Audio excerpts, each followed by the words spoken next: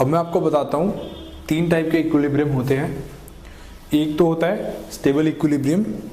Stable equilibrium में क्या होता है कि एक्चुअली में तो ये स्टेबल है, मतलब अगर सिस्टम को हम ऐसा ही रखा रहने दें तो ये ऐसा ही रखा रहेगा। इसका मतलब ये इक्विलिब्रियम स्टेट में है। कोई भी तीनों स्टेट देख लें आप, अगर हम आपको ऐसे ही छोड़ दें तो ये ऐसे ही रहेंगे, तो इसका मतलब they are in equilibrium. But stable equilibrium का मतलब क्या है, अगर हम इस बॉल को इस स्फीयर के अंदर थोड़ा सा भी पुश कर दें या इधर ला दें या यहीं पे ला दें, कहीं पे भी कर दें, ये वापस अपनी पोजीशन पे आ जाएगा। तो this is called stable equilibrium.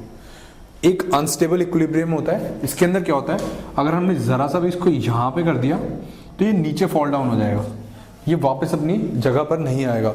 So this is unstable equilibrium. और एक होता है न्यूट्रल इक्विलिब्रियम। न्यूट्रल इक्विलिब्रियम के अंदर जगह अपनी सेम अटेन नहीं करता, बट अगर हमने थोड़ा सा पुश करा तो ये यहाँ पर आ जाएगा, बट इसके अंदर कुछ चेंज नहीं होगा। इसकी ना कहीं पर भी जाने की टेंडेंसी होगी ना कुछ होगा।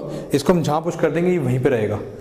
अब यहाँ पर अगर हम पुश करते तो इसकी टेंडेंसी होगी वापस आने की, अगर यहाँ पे पुश कर देते तो ये तो नीचे ही चला जाएगा। So this is neutral equilibrium. अभी हमने देखे कि तीन टाइप के इक्विलिब्रियम्स होते हैं।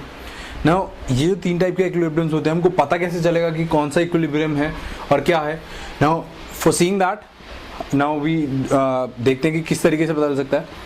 फर्स्ट ऑफ ऑल, इक्विलिब्रियम के केस के अंदर मीन पोजीशन पे, ठीक है, F net at the mean position will be zero in all the three cases.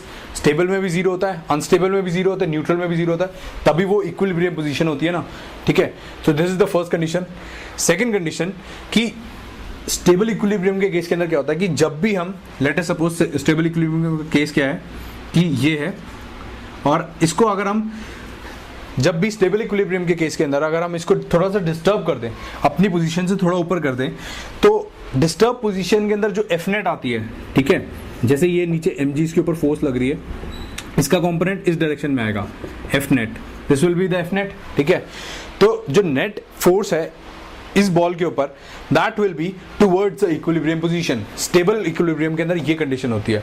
Unstable के अंदर क्या होगा, F net will be away from the equilibrium position. जैसे अनस्टेबल इक्विलिब्रियम में क्या होता है, this is the unstable position, और अगर हम इसको जरा सा डिस्प्लेस कर दें तो एफ नेट कहाँ आती है, इस डायरेक्शन में, यानी away from the equilibrium position. And neutral equilibrium के केस के अंदर तो क्या होता है कि तब भी अगर हम डिस्प्लेस भी कर देते हैं तब भी F net is equal to zero, ठीक है। Now d2u by dr square is positive. इसका क्या मतलब होता है, स्टेबल इक्विलिब्रियम के केस के अंदर एक्चुअली में क्या होता है, अभी मैं आपको आगे पढ़ाऊंगा जो इसका स्टेबल इक्विलिब्रियम का, अनस्टेबल इक्विलिब्रियम का और न्यूट्रल इक्विलिब्रियम का जो ग्राफ्स होते हैं, उस केसेस के अंदर क्या होता है। स्टेबल इक्विलिब्रियम के अंदर केस के अंदर अगर ये डिस्टेंस r है and this is the potential energy u, ठीक है। So the potential energy in case of stable equilibrium में क्या होता है कि जो इसकी जो मीन पोजीशन होती है, उस मीन पोजीशन पे as compared to its neighbouring points, जो इसकी पोटेंशियल एनर्जी होती है वो मिनिमम होती है, ठीक है। ये भी आप आगे ग्राफ्स में देखेंगे। तो जो मिनिमम होता है, ठीक है, ये होता है at the stable equilibrium.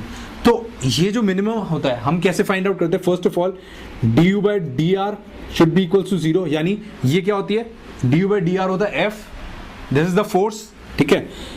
f is equals to du by dr, जैसे मैंने आपको बताया था u is equals to f dot dr होता है, ठीक है। So du is equals to f dot dr होता है, तो that means f is equals to du by dr, यानी the slope of this graph, this is the slope, the slope will give us the value of f, और इस time पे slope क्या है, slope is equals to zero, that means कि f is equals to zero. ये तो necessary condition हमने देखा था, ये होती है, F net is equals to zero at this point, ठीक है, एट द इक्विलिब्रियम पॉइंट। अब उसके बाद यहाँ पे एफ नेट दो पॉइंट पे हो सकती है, या तो मिनिमा पे या फिर मैक्सिमा पे, ठीक है ना। अगर कर्व कुछ ऐसा है तो यहाँ पे भी हो सकता है, लेकिन इस पॉइंट पे क्या है कि पोटेंशियल एनर्जी जो है अपने नेबरिंग पॉइंट से ज्यादा है, ठीक है। बट इस केस में हमको देखना है कि पोटेंशियल एनर्जी जो है अपने नेबरिंग पॉइंट से कम होनी चाहिए।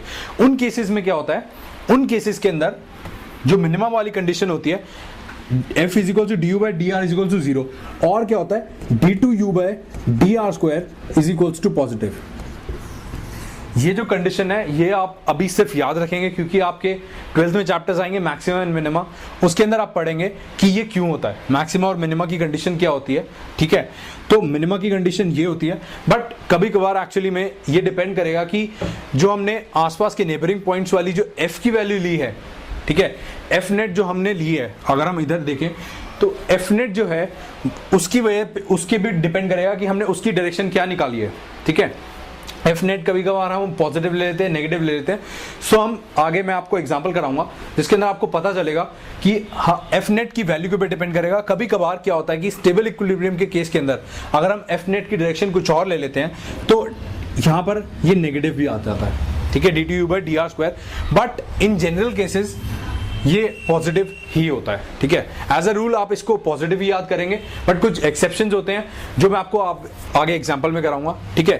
सो dtu/dr² is equals to positive in this case and dtu/dr² is negative for the maxima condition. ये होती है मैक्सिमा की कंडीशन, यानी पोटेंशियल एनर्जी इसकी मैक्सिमम होती है अनस्टेबल इक्विलिब्रियम के केस के अंदर। न्यूट्रल इक्विलिब्रियम में क्या होता है कि साथ वाले पॉइंट्स की भी जीरो होती है, यानी पोटेंशियल एनर्जी का ग्राफ कुछ ऐसा होता है। तो dtu/dr² इस केस में जीरो होता है।